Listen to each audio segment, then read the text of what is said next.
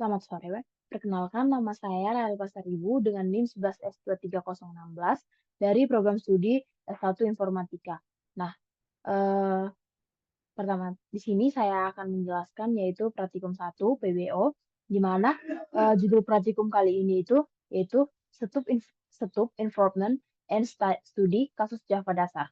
Nah, yang pertama saya akan menunjukkan yaitu laporan yang sudah saya buat. Nah, pada laporan ini yang pertama itu adalah identitas. Itu di mana ada identitas saya, NIM saya 11S23016 dengan nama saya itu Talba Basaribu, kelas saya itu 12 IF1 dan judul praktikumnya itu adalah Stup Enforcement and Studi Kasus Java Dasar.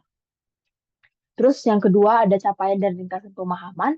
Nah, di sini tuh ada 10 poin. Nah, di sini saya sendiri yang eh, menilai saya sendiri.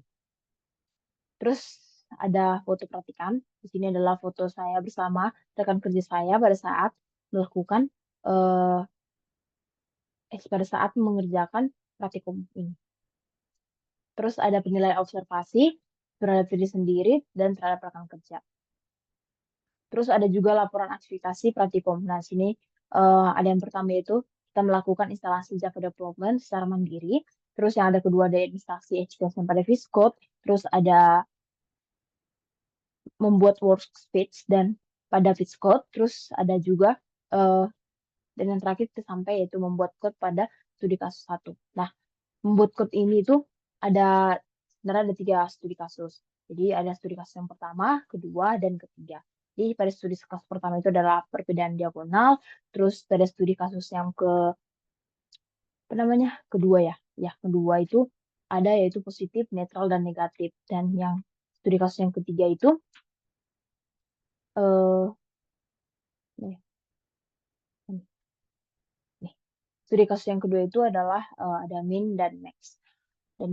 Jadi sebenarnya saya sudah menjelaskan di laporan saya code-code yang sudah saya buat, program yang sudah saya buat. Tapi kali ini eh, disuruh untuk membuat sebuah video untuk menjelaskan program yang sudah dibuat. Baik, kita masuk ke program yang sudah saya buat. Sebelumnya pada modul juga diberikan sebuah latihan-latihan yang disuruh untuk kita coba. Itu ada Up Java, terus ada latihan ini, latihan 2, ya, 4, dan yang kelima. Baik, kita masuk kepada studi kasus yang pertama. Nah, pada studi kasus yang pertama ini, kita awali dengan public class, di mana public class ini ada kelas yang bernama yaitu SK1 11S23016. Jadi saya membuat nama kelasnya itu adalah SK1 11S23016. Nah, pada program ini itu eh, pada saat kita ingin menjalankan program, pertama-tama kita diminta untuk memasukkan ukuran matriks, yaitu baris dan kolom. Jadi, di public static void main ini, itu ada metode main, di mana kita menggunakan scanner. Jadi, apa sih scanner? Scanner itu, gitu kan. Jadi, scanner, sama dengan di scanner ini, itu digunakan untuk membaca input dari pengguna. Jadi nanti scanner ini kita gunakan untuk membaca inputan yang telah diberikan oleh pengguna. Terus ada juga dia untuk membaca ukuran matriks. Nah, untuk membaca ukuran matriks ini kita pakai itu integer baris kolom. Jadi nanti integer baris kolom sampai dengan scanner next integer ini itu kita gunakan untuk membaca ukuran baris dan kolom pada matriks dari inputan yang diberikan pengguna. Terus ada juga memeriksa ukuran matriks. Jika ukuran matriksnya itu adalah 0, maka program akan mencetak 0 dan berhenti. Jadi kalau mengisi matriks itu menggunakan dua loop, itu for, di mana nanti bersarang untuk membaca elemen-elemen dari matriks yang diberikan oleh pengguna. Oke, kita masuk yang pertama itu, kita buat dulu contohnya. Jadi contohnya itu matriksnya kalau 3, matriks 3. Jadi kan itu kan ukurannya 3.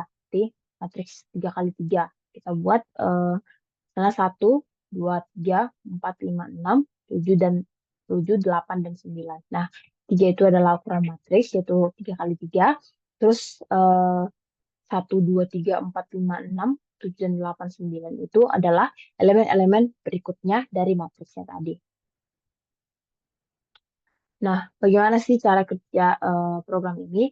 Nah, maksudnya program ini tuh meminta kita untuk memasukkan meminta ukuran matriksnya yaitu baris kolom. Nah, jika baris kolomnya itu adalah 0, maka program itu akan mencetak 0 juga kan. Nah, jika baris kolomnya itu bukan 0, maka program itu akan mengisi matriks dengan elemen yang dimasukkan oleh pengguna. Jadi misalnya eh, baris kolomnya itu 1. Nanti ya program itu akan mengisi matriks dengan elemen yang dimasukkan oleh pengguna. Kalau misalnya 2, kan penggunanya masukkan 2. Nanti program itu akan mengisi matriks dengan nomor dengan inputan yang diberikan pengguna tadi itu 2 kan. Nah, gitu. Terus kalau misalnya inputannya 0, outputnya juga 0 kan. Dan jadi kalau ukuran matriksnya 0, program itu akan mencetak 0 dan berhenti.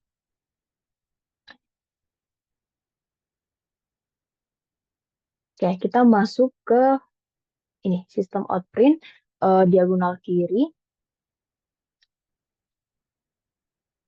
Ya, ini baris ke 20 ya.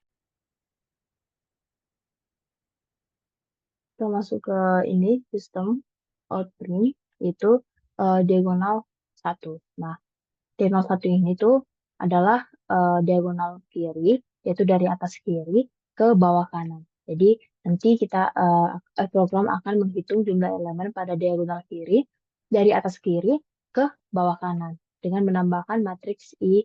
Maksudnya matriks I ini adalah baris dan kolom, matriks baris dan kolom. Tapi kita menggunakan variabel I untuk setiap baris pada I. Nah, kalau operasi diagonal kedua, itu maksudnya adalah nanti program itu akan menghitung jumlah elemen pada diagonal kanan, yaitu dari atas kanan ke bawah kiri dengan menambahkan matriks I, baris kolom dikurang 1 dikurang I. Jadi bedanya diagonal kiri dan kanan itu sebenarnya ada di sini. Ini. Kalau kalau tadi matriks kalau tadi diagonal kiri itu adalah matriks I dan I, jadi berbeda dengan diagonal kanan. Kalau diagonal kanan itu adalah matriks I dan baris kolom dikurang kurang 1 dikurang I. Jadi nanti ada bedanya itu. Terus ada juga selisih. Nah, selisih ini itu untuk menghitung selisih absolut antara hasil diagonal kiri dan kanannya menggunakan yaitu A dikurang B. Nanti dikurangkan aja diagonal kiri dengan diagonal kanan. Oke, kita buat contohnya bagaimana penggunaan program ini ya. Kita buat dulu contohnya. Jadi kita menggunakan yaitu matriks 3 kali 3. Jadi kan kita masukkan itu 3. 3 itu sebagai ukuran dari matriksnya. Jadi kita masukkan 11, 2, 4, dan 4, 5, 6, 10, 8, dan minus 12. Seperti yang ada di modul kan. Nanti program itu akan meminta kita masukkan ukuran matriks. Jadi kita masukkan ukuran matriksnya itu baris kolom kan. Terus nanti kemudian pengguna itu akan membaca elemen-elemen. Terus nanti program itu akan menghitung dan menampilkan jumlah diagonal kiri dan kanan. Jadi nanti ada juga selisih absolutnya dari antara kedua jumlah diagonalnya.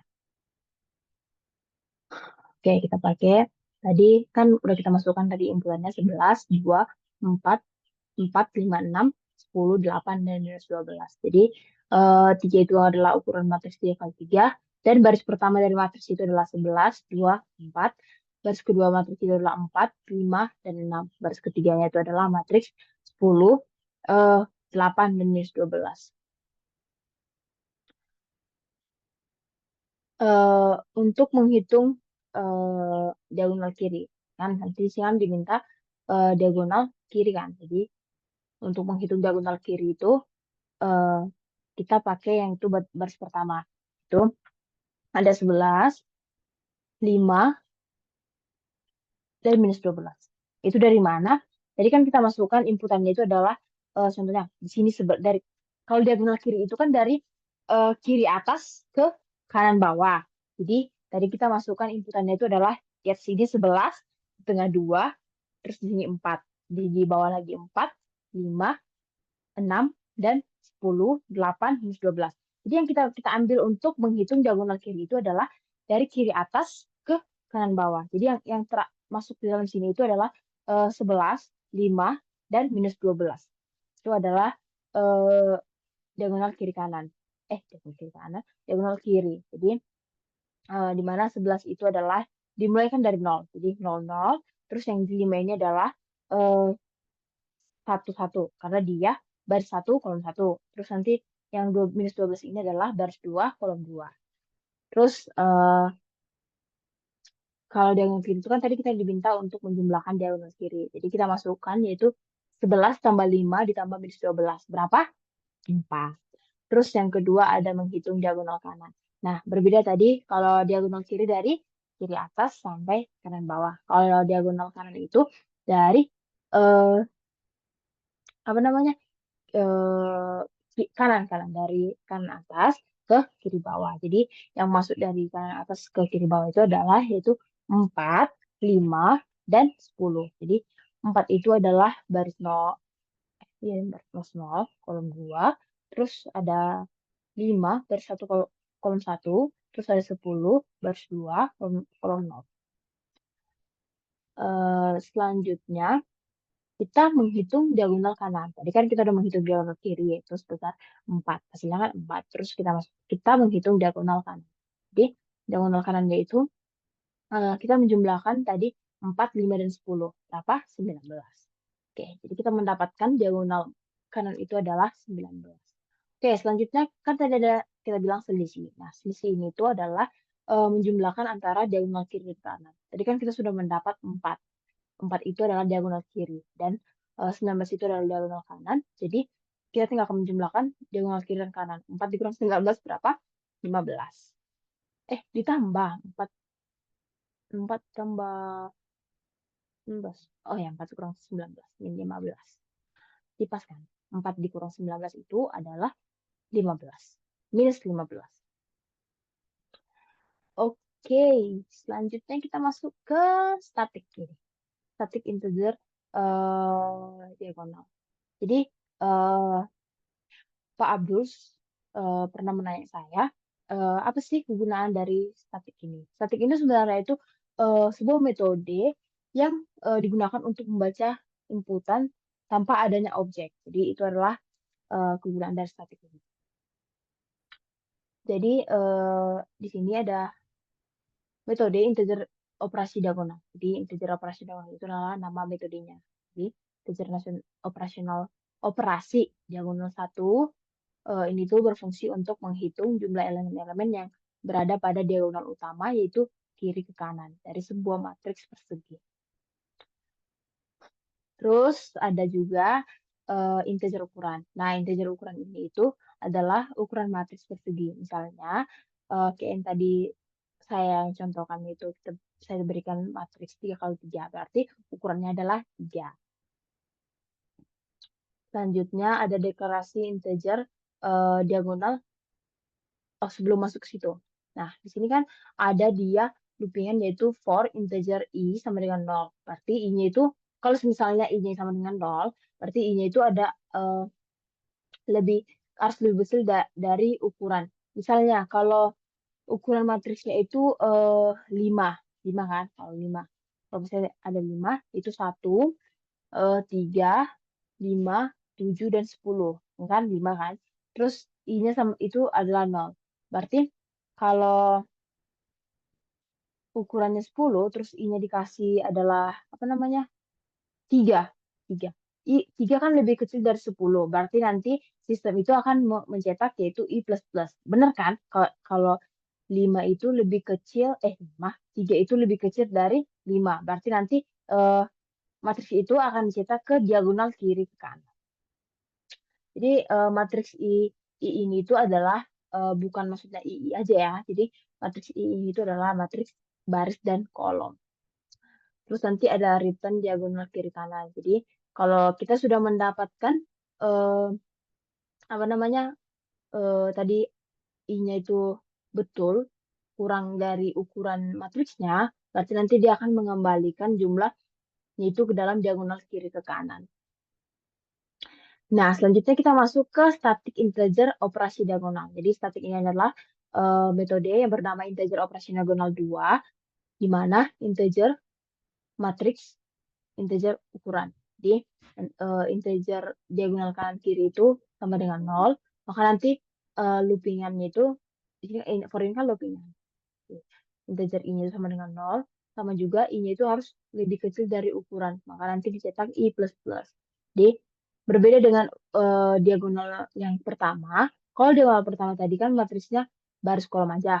Terus di sini ada yang membedakan, yaitu matriksnya itu matriks I di ukuran dikurang 1 dikurang I-nya. Jadi nanti eh, matriks I itu ukuran matriks ini 5 itu tadi kan dikurang 1, terus dikurang dari I-nya, misalnya I-nya 2. Jadi kan 5 dikurang 1 kan 4, terus dikurang 2 sama dengan 2. Jadi kan 2 lebih kecil dari 5. Ukurannya itu kan 5. Berarti nanti dicetak I++. Berarti betul kan? Berarti nanti eh, akan masuk ke diagonal kanan ke kiri. Gitu. Jadi nanti eh, return diagonal kanan kiri itu maksudnya adalah jumlah yang tadi yang kita dapatkan itu akan dikembalikan ke dalam diagonal kanan ke kiri.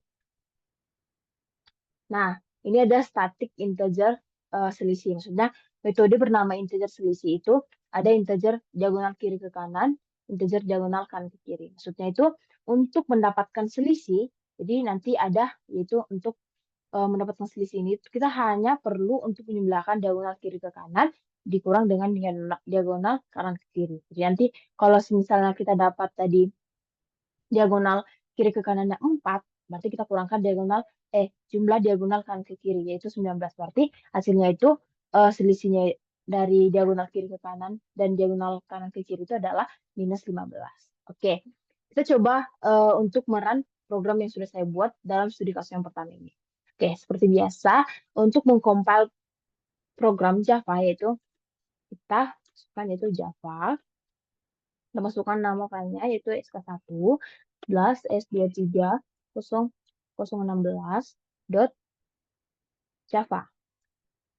Oke, terus kita masukkan objeknya yaitu Java sk1 11 11 s23016. Oke, eh, di sini ada kayaknya yang error. Kita ulang. Java sk1 11s23016 dot Java. Oke, kita masukkan objeknya yaitu Java sk1 11 S-nya itu ternyata harus besar ya guys. Teman-teman di sini yang pertama makanya tadi error tidak bisa terjalan karena saya buat di sini objeknya itu S-nya kecil. Padahal di atas itu adalah S-nya itu besar. 23016. Oke, kan udah bisa. Terus kita masukkan yaitu uh, inputannya yang sama seperti yang ada di modul. Jadi kita masukkan dulu. Mari kita lihat yang ada di modul.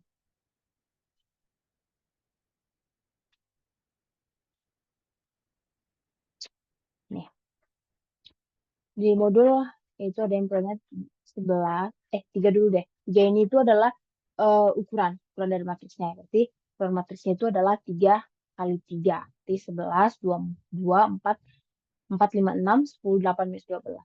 Oke, kita coba pada code kita. 3,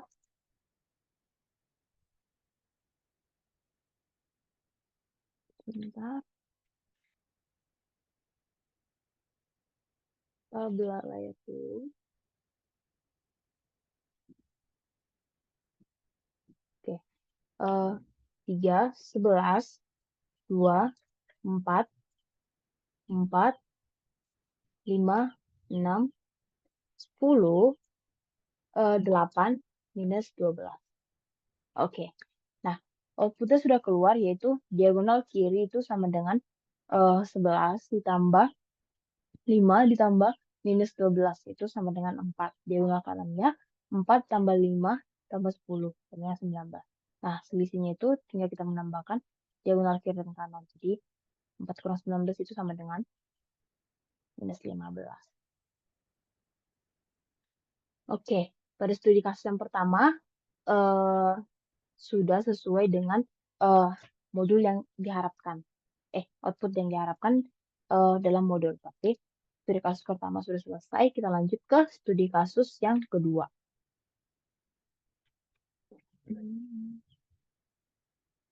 Oke, pada studi kasus yang kedua ini sama seperti studi kasus yang pertama. Kita awali dengan public class, yaitu di mana ada kita buat kelasnya itu namanya SK2 11 S23016. Nah, pada public static void ini ada yaitu metode main string di mana kita menggunakan scanner juga. Di nanti scanner ini tuh kita membuat inputan baru. Di nanti ada new scanner. Terus ada integer n, di mana n ini adalah ukuran dari eh n-nya adalah ukuran gue bilang. Integer n ini adalah nama eh inputannya nanti, inputan yang baru yang akan kita buat.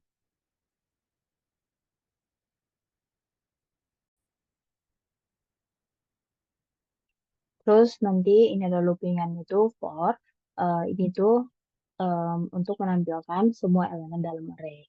Jadi nanti ada juga untuk menghitung nilai maksimum. Dan ada juga nanti untuk menghitung nilai minimum. Terus kita masuk ke ini, integer count positif, integer count natural, dan integer count negatif. Nah, apa sih integer count positif, integer count natural, dan integer count negatif? Nah, integer count positif ini itu adalah sebuah variabel yang bernama count positif, di mana ini berguna untuk menghitung jumlah elemen yang lebih besar dari 0. Dan integer count natural ini adalah nama variabel, yaitu kita buat nama variabelnya count natural, yang menghitung jumlah elemen yang sama dengan 0. Sedangkan integer count negatif, ini itu menghitung jumlah elemen yang kurang dari 0. Terus nanti juga ada ini loopingan yang eh, melalui semua elemen array, nanti dia akan memeriksa apakah elemen tersebut itu positif, negatif, atau nol.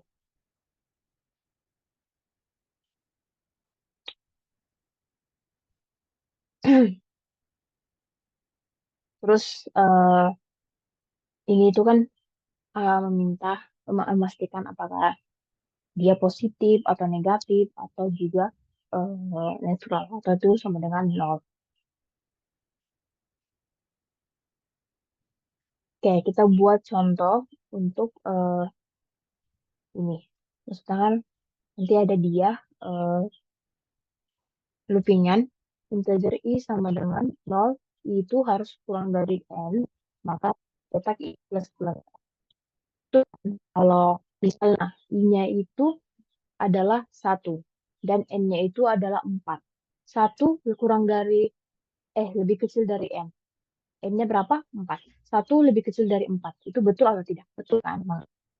Eh, jika misalnya if RI itu adalah kita buat namanya eh, RI, nanti itu akan melihat apakah dia lebih besar dari 0. Nah, satu itu kan lebih besar dari 0. Maka nanti dia akan dicetak menjadi count positif.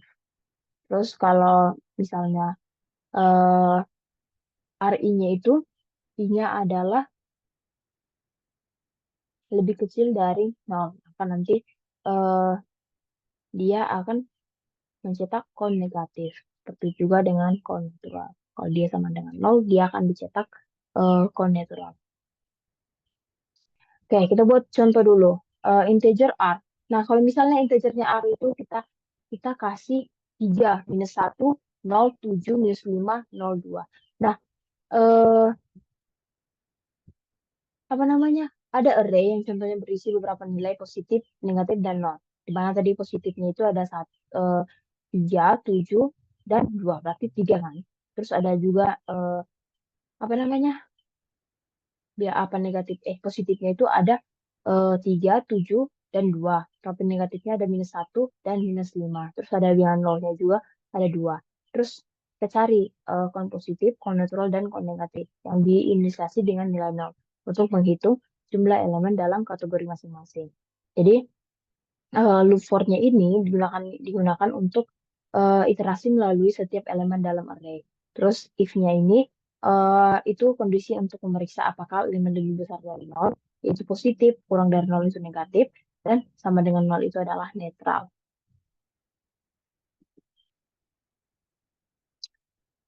Eh, untuk mencari ukuran array, itu kita pakai tadi kan aku bilang apa namanya n kan. Nah, jadi nanti program itu akan meminta pengguna untuk memasukkan ukuran array-nya, yaitu n. Terus nanti eh, input elemen array. Nanti program itu meminta pengguna untuk memasukkan elemen-elemen elemen-elemen array satu persatu.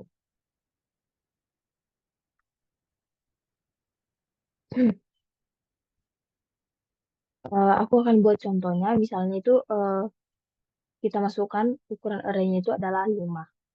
Terus masukkan elemen array-nya. Aku masukkan elemen array-nya itu 1, -3, 0, 2, -7. Nah, kita cari jumlah elemen positif yang dari elemen yang kita masukkan tadi. Maka jumlah elemen positif itu ada 2 kan, yaitu 1 dan 2. Terus kita cari jumlah elemen yang negatif. Jumlah elemen negatif yang tadi yang saya berikan itu adalah ada 2, yaitu -3 dan -7 kan. Berarti jumlah elemen negatifnya adalah 2. Terus kalau misalnya eh, elemen netralnya apakah ada atau tidak? Ada kan? Tadi saya bilang ada 0. Berarti jumlah elemen netralnya itu ada, yaitu 1. Eh, selanjutnya kita lanjut ke ini.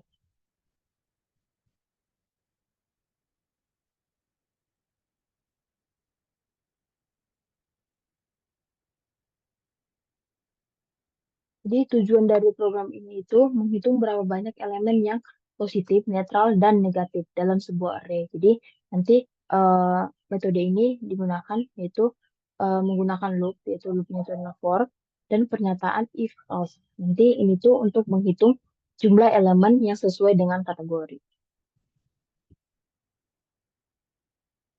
Nah, di sini double rasio positif ini digunakan untuk menghitung rasio masing-masing kategori elemen terhadap total jumlah elemennya, yaitu n tadi kan. Elemen itu kita sebut namanya adalah n. Terus pembagian dilakukan yaitu dari kon positif, kon netral, dan kon negatif ke double untuk memastikan hasilnya itu dalam bentuk desimal. Nah, kalau string format positif ini itu eh, nanti apa namanya? Format hasil rasio dengan 2 angka desimal itu akan masuk ke outputnya tadi, ke outputnya dengan memanggil string format eh, positif atau format natural ataupun format negatif. Terus ada sistem outprint, ini itu seperti biasa digunakan untuk menampilkan hasil dengan format khusus. Jadi ini digunakan untuk mencetak angka bulat, yaitu jumlah elemen, dan persen S-nya itu digunakan untuk mencetak string, yaitu rasio yang telah default. Oke, mungkin segitu penjelasannya. Karena close ini akan kalau misalnya sudah sampai di nol, otomatis kan nanti dia akan berhenti, programnya akan berhenti. Jadi nanti scanner close ini itu menandakan selesai. Oke, kita coba untuk mengcompile program studi kasus yang kedua yang sudah saya buat ini. Seperti biasa, kalau kita mengcompile itu ada Java, terus kita masukkan SK2, nama filenya 11S23016 Java. Nah, kita masukkan objeknya Java SKS2 SK2 S23 SK2 11S23016. Oke, mari kita lihat modul untuk melihat inputan pada studi kasus yang kedua ini. Oke, terus studi kasus kedua itu inputannya itu ada nih, 6, 6, minus 4, 3, minus 9, 0, 4, dan juga 1. Nah, kalau outputnya itu adalah positifnya itu tunggu 1, 2, 3, 4, 5, 6. Kan dari 6 angka kan inputannya ada 6. Berarti positifnya itu ada 3 dari 6. Terus ada netral 1, itu nolnya 1, terus negatifnya itu ada 2. Itu minus 4 dan 9. Berarti studi kasus yang kedua ini yang saya buat eh, outputnya itu dia mengeluarkan output yang sesuai dengan modul yang diberikan oleh Pak Abdul. Oke, selanjutnya kita masuk ke studi kasus yang ketiga. Sama seperti studi kasus yang sebelum-sebelumnya, yaitu studi kasus yang pertama dan kedua. Di sini juga menggunakan yaitu public class, di mana kelasnya yang kali ini namanya itu adalah SK3 11S23016. Oke, sini kan tadi sama tadi seperti studi kasus pertama dan kedua itu memakai scanner. Jadi scanner itu adalah kelas dari eh, Java yang digunakan untuk membaca inputan dari pengguna. Terus eh, gimana kita pakai itu kelasnya itu SK3 11S23016 dan metodenya itu adalah metode ini. Di mana metode ini itu merupakan titik awal dari program yang saya buat. Terus scanner. Scanner ini adalah objek untuk membaca pengguna, membaca pengguna, untuk membaca inputan yang diberikan oleh pengguna melalui scanner ini. Jadi dimasukkan ke new scanner. Terus ini untuk membaca inputan 5 bilangan bulat positif. Nah, kita pakai integer R sama dengan integer new integer itu 5. Terus nanti uh, di looping itu integer I sama dengan 0, di mana I-nya itu harus lebih kecil dari 5. Maka ukuran array-nya itu adalah 5. Jadi I-nya itu harus lebih kecil dari 5. Maka nanti baru dia bisa dicetak uh, ke dalam R ini, RI-nya. Kan nanti scanner, next integer. Selanjutnya, menghitung jumlah total semua elemen. Mana integer total sum itu uh, sama dengan 0. Nah, berarti nanti kita disuruh untuk mencari dulu total sumnya.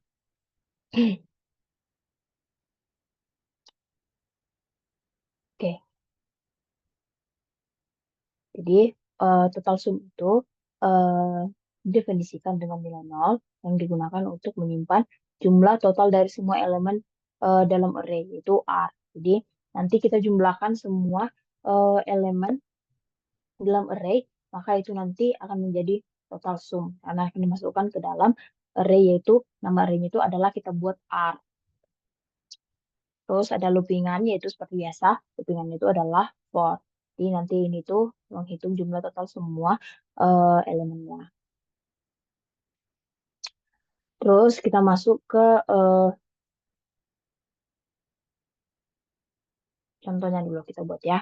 Biar kita, apa namanya, kita dapat total sumnya itu bagaimana itu. Jadi kita kasih dulu apa namanya contoh inputan dan output supaya kita dapat total sum. Kita kasih contoh yaitu 5. Eh, kita kasih contoh inputan array-nya itu supaya kita dapat total sumnya. Jadi kita kasih dulu 5, 10, minus 3, 2, dan 8. Berarti untuk mencari total sum itu kita jumlahkan semua jumlah array-nya tadi.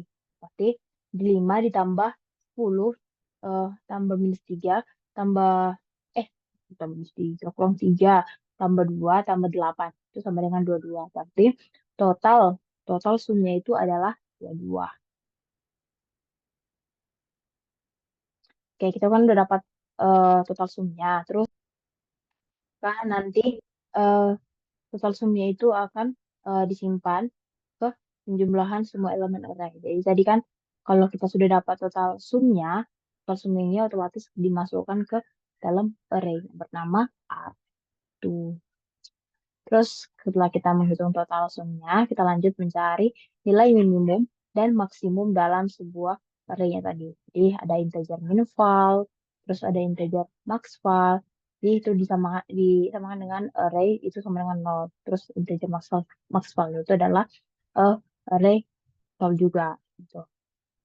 Jadi kita mencari uh, minvalnya dulu dan maxval. Jadi minval ini itu adalah eh, dia itu adalah nilai elemen pertama dari array. Berarti array-nya itu adalah R-nya itu 0 kan. Jadi variabel ini itu akan digunakan untuk menyimpan nilai terkecil yang ditemukan dalam sebuah array-nya. Terus kalau maxval itu adalah variabel eh, yang akan digunakan untuk menyimpan nilai terbesar yang ditemukan dalam array-nya tadi.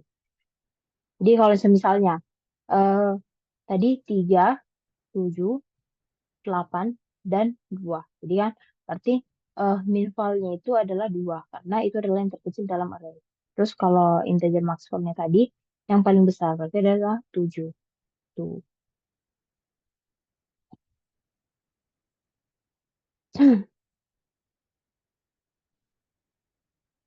Tapi kalau misalnya dikasih inputan yang sama kayak 5, 5, 5, 5, 5. Nah, itu kan nilai minimumnya kan 5, berarti maksimumnya juga 5. Berarti nanti akan dicetak yaitu all same sama dengan true. Jadi kalau misalnya ini kan ada loopingan integer i sama dengan 1, i-nya itu harus kurang kurang dari 5. Berarti kalau kita kasih eh inputannya itu adalah 1, 2, 3, 4, dan 5. Kan ukurannya itu adalah 5. Berarti kita buat sini kan 5. Berarti kalau misalnya mencari minval, berarti kan 1. 1 itu kurang dari 5 tidak?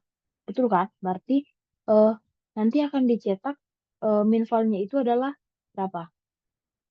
Betul kan? 1. 1 kurang dari 5. Berarti nanti akan dicetak ke dalam array yang bernama RI-nya tadi. Terus maxvalnya eh, 4. 4 itu lebih besar dari 5 tidak? Tidak kan? Terus kita cari 5. 5 itu eh, 7 deh, 7. 7 lebih besar dari 5 tidak?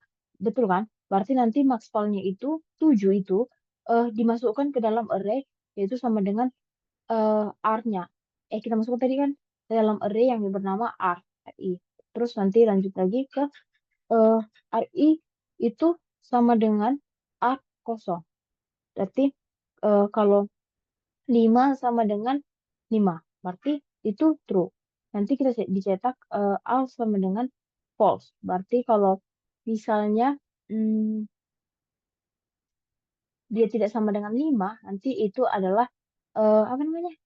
Dicetak false. Gitu.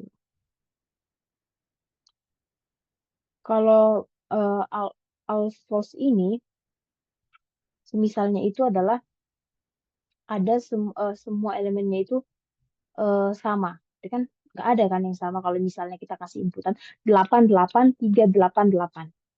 Eh, tuh, ada yang sama sih, ada yang sama. Berarti nanti semua elemen itu sama, jadi kita dibuat false gitu. Jadi eh, nilai inputannya itu minimumnya adalah 3, nilai terkecil dalam sebuah array-nya. Terus maksimumnya itu adalah 8, itu adalah nilai terbesar dalam array. Terus semua elemen itu sama, false, karena ada elemen 3 yang berbeda dari elemen pertama. Kalau tadi aku bilang 5 5 5 5 5 itu eh, true karena semua elemennya itu sama, hanya ada 5.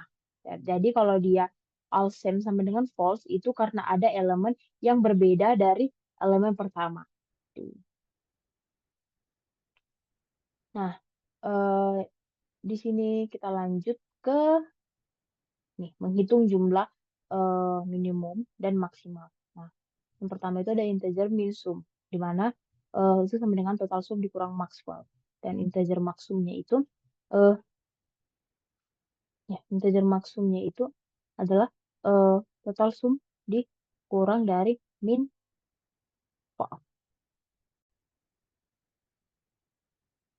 Jadi di total sum ini tadi kan udah dijelaskan total sum itu adalah jumlah dari semua elemen dalam array. Jadi sebelumnya kita telah menghitung jumlah dalam array itu menggunakan loop yaitu integer total sum itu sama dengan 0. Jadi kita masuk ke uh, loopingan yaitu for integer i itu sama dengan 0 itu harus kurang dari 5. Maka i-nya itu akan plus plus.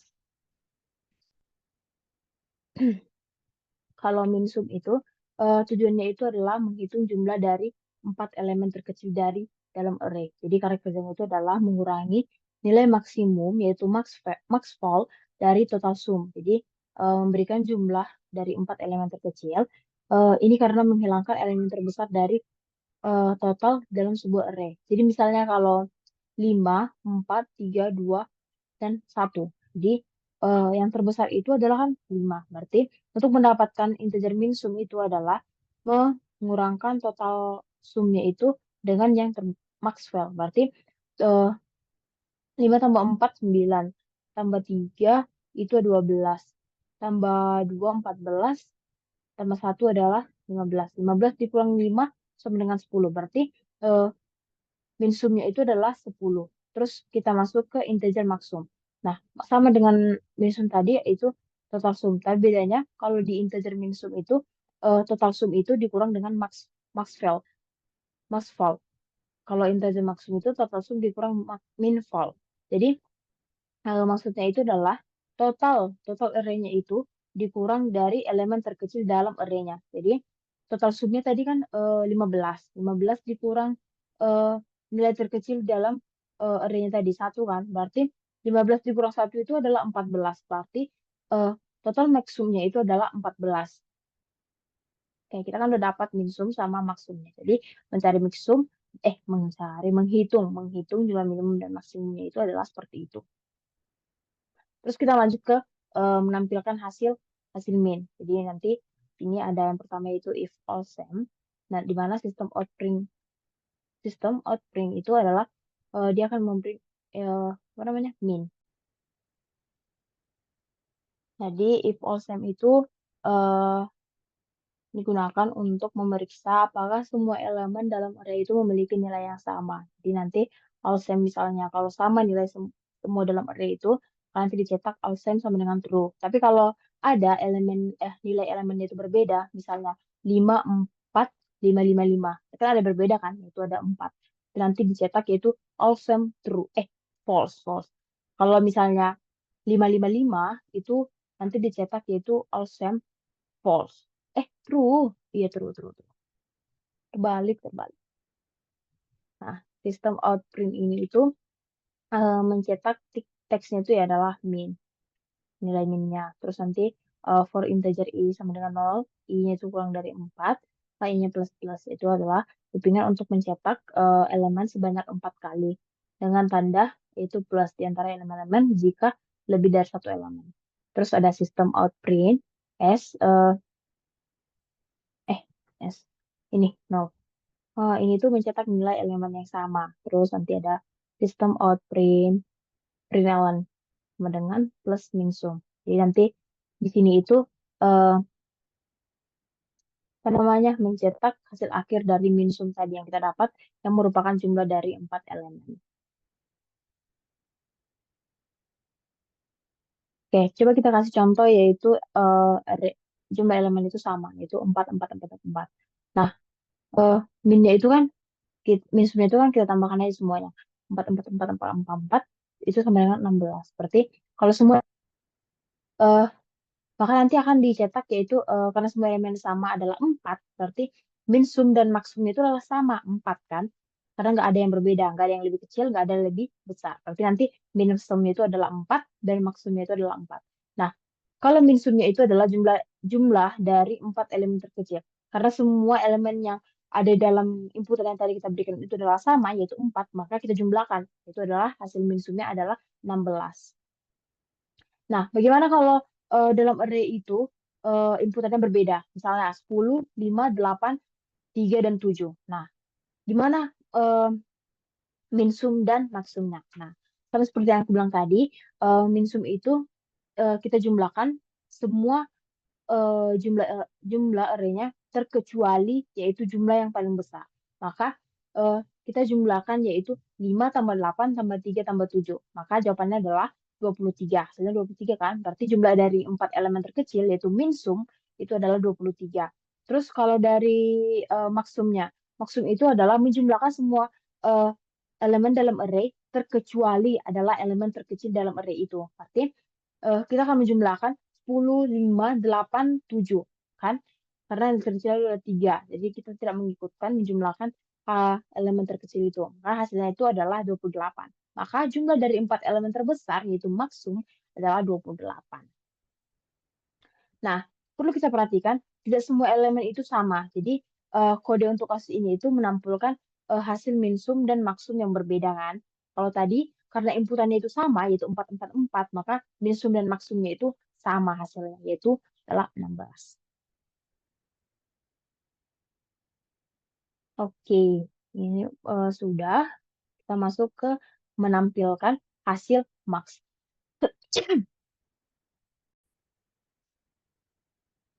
Oke, selanjutnya itu eh, menampilkan hasil max. Kalau tadi itu menampilkan hasil main, ini sekarang ada menampilkan hasil max. Nah, itu eh, if all same. Nah, jadi nanti kalau sama kayak tadi min, kalau dia ada yang berbeda, itu nanti akan mencetak all same false. Kalau dia sama, nanti dia akan mencetak if all same true. Jadi, yang pertama ya, sistem of print Xmax ini akan mencetak teks yang menandakan bahwa kita akan menunjukkan perhitungan untuk menjumlahkan dari 4 elemen terbesar, yaitu maksum. Jadi, terus ada variabel, apa namanya? Is first. Nah, di sini nanti itu untuk melacak apakah elemen yang sedang diproses dalam eh, elemen pertama tadi itu menggunakan, menampilkan tanda plus hanya setelah elemen pertama. Terus if RI sama dengan eh, max ini itu ini nih, ini if RI tidak sama dengan minval itu adalah eh, dia akan memeriksa apakah elemen saat ini tidak sama dengan nilai minimum yaitu minval. Jadi ini memastikan bahwa nilai minimum tidak dihitung dalam perhitungan maksum gitu. Terus ini menampilkan yaitu nih if first. Jika bukan elemen pertama, maka tampilkan plus sebelum menampilkan elemen saat ini. Terus menampilkan elemen yang bukan nilai minimum. Terus set its first ke false ini setelah menampilkan elemen pertama. Kita coba buat contohnya. Gitu kan. Kita kasih inputan. Itu 10, 5, 8, 3, dan 7. Jadi kita cari minnya dan maksnya.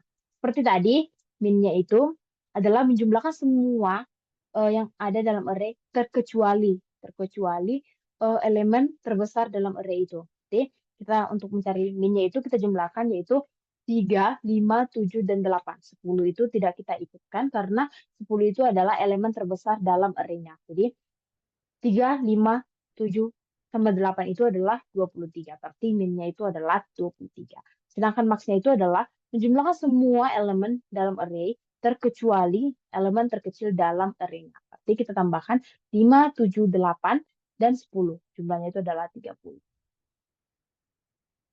Maka eh, total sumnya itu adalah jumlah semua array, baik itu yang terkecil dan terbesar itu dijumlahkan. Maka totalnya itu adalah 33. Dan minval itu adalah eh, array, jumlah array yang bilangan array yang paling kecil dalam elemen itu. Berarti min value-nya itu adalah 3. Dan max value itu adalah elemen terbesar dalam array.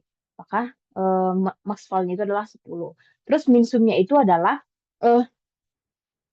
total sum dikurang dari max val. Maka min sumnya itu adalah 23. Di mana total sum dikurang 10, dikurang min, max val-nya itu adalah 33 dikurang 10.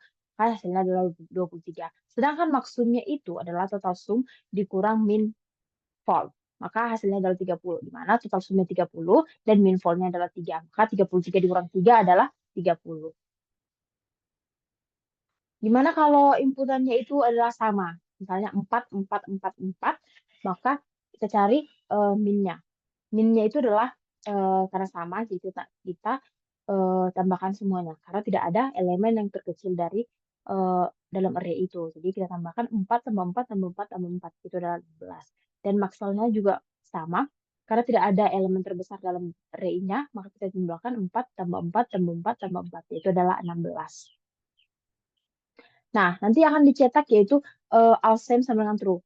Karena elemen semua elemen dalam inputan itu adalah sama. Maka nanti akan dicetak yaitu all same sama dengan true. Maka sehingga jumlah elemen terkecil dan terbesarnya itu karena sama, maka semua elemen karena semua elemennya itu sama. Tapi kalau misalnya dicetak all same false itu karena tadi inputannya itu berbeda. Jadi sehingga jumlah elemen terkecil dan terbesarnya itu tidak sama karena semua elemen itu berbeda. Itu. Nanti akan ditutup dengan scanner close, maka program akan berhenti.